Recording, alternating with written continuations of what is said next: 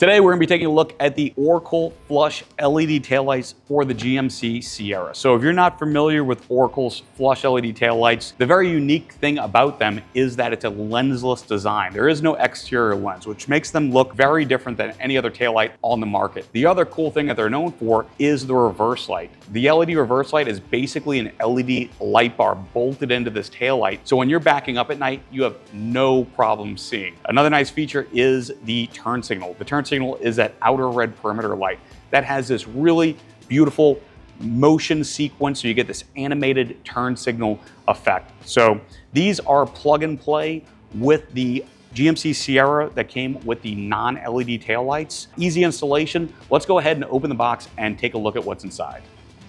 Looking at the back of the light, you can see what we were talking about before. You can see the heat fins here. So you know that's a serious reverse light. This puts out plenty of light. Everything here mounts with the factory hardware. You have your plug and play wiring harness here. On the front side, you can see this is the red version. We'll take a look at the tinted version as well.